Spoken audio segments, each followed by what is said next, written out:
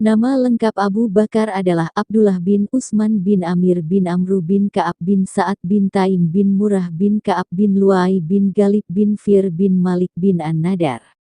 Nabi memberinya gelar asidik, artinya, yang berkata benar. Setelah Abu Bakar membenarkan peristiwa Isra Miraj yang diceritakan Nabi kepada para pengikutnya, sehingga ia lebih dikenal dengan nama Abu Bakar As-Siddiq. Abu Bakar lahir di kota Makkah sekitar tahun 573 Masehi, tahun kedua dari tahun Gajah, dari keluarga kaya dalam Bani Taim dari suku Quraisy. Abu Bakar menghabiskan masa kecilnya seperti anak Arab pada zaman itu di antara suku Badui yang menyebut diri mereka dengan nama Ahlul Bair atau rakyat unta.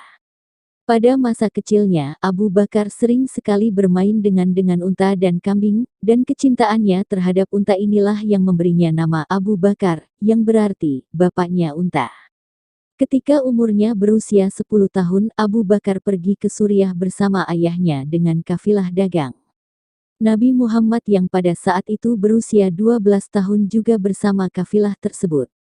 Pada tahun 591 Masehi, Abu Bakar yang pada saat itu berusia 18 tahun pergi untuk berdagang kain yang memang sudah menjadi bisnis keluarga. Dalam tahun-tahun mendatang Abu Bakar sering sekali bepergian dengan kafilahnya. Perjalanan bisnis membawanya ke Yaman, Suriah dan beberapa tempat lainnya.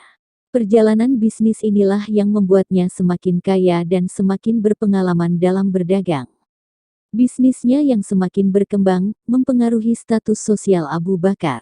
Meskipun ayahnya Abu Quhafah Utsman masih hidup, Abu Bakar diakui sebagai kepala sukunya. Seperti anak-anak lain dari keluarga pedagang Makkah yang kaya, Abu Bakar adalah orang terpelajar dan dia menyukai puisi. Abu Bakar biasanya menghadiri pameran tahunan di UKAS dan ikut berpartisipasi dalam simposium puitis.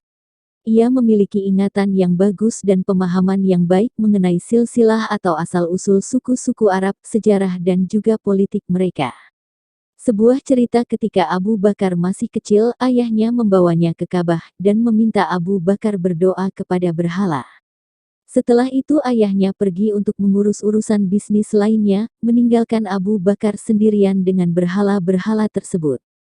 Abu Bakar lalu berdoa kepada berhala, "Ya Tuhanku, aku sedang membutuhkan pakaian, berikanlah kepadaku pakaian."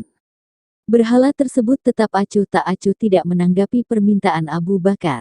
Kemudian Abu Bakar berdoa kepada berhala lainnya dan mengatakan, "Ya Tuhanku, berikanlah aku makanan yang lezat, lihatlah aku sangat lapar." Berhala itu masih tidak memberikan jawaban apapun dan acuh tak acuh.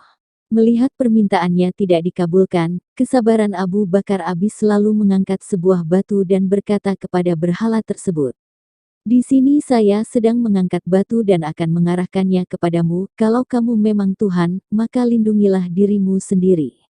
Abu Bakar lalu melemparkan batu tersebut ke arah berhala dan meninggalkan Ka'bah. Setelah itu, Abu Bakar tidak pernah lagi datang ke Ka'bah untuk menyembah berhala-berhala di Ka'bah. Setelah Rasul berpulang, berkumpullah kepala-kepala kaum Ansor, baik pihak Aus maupun persukuan Khazraj, dalam sebuah balairung milik Bani Saidah. Mereka bermaksud hendak memilih Sa'ad ibnu Ubadah menjadi khalifah Rasulullah, sebab ia adalah kepala tertinggi kaum Ansar pada waktu itu. Berita permusyawaratan itu lekas sampai kepada orang-orang besar di kalangan Muhajirin. Saat itu juga dengan segera mereka pergi ke balairung. Baru saja sampai Abu Bakar langsung berpidato, menyarankan Ansar agar memilih salah satu dari dua tokoh Muhajirin menjadi khalifah, Abu Ubaidah atau Umar. Setelah Abu Bakar selesai berpidato, berdirilah Habab ibnu Al-Munzir, menyatakan penolakannya. Ia mengusulkan agar masing-masing dari kubu Ansar dan Muhajirin memiliki khalifahnya sendiri-sendiri.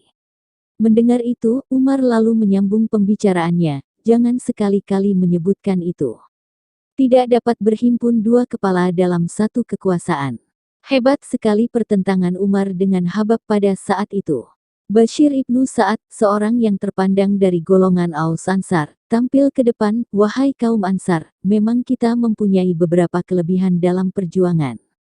Namun, ingatlah pekerjaan besar itu kita kerjakan bukanlah karena mengharapkan yang lain, hanyalah semata-mata mengharapkan ridha Allah dan menaati Nabi kita. Oleh sebab itu, tidaklah pantas kita memanjangkan mulut menyebut-nyebutkan jasa itu pada manusia. Ingat pula bahwa Muhammad Shallallahu Alaihi Wasallam jelas dari Quraisy, kaumnya lebih berhak menjadi penggantinya untuk mengepalai kita. Jangan bertingkah dengan saudara-saudara kita Muhajirin, jangan berselisih. Majelis pun menjadi tenang.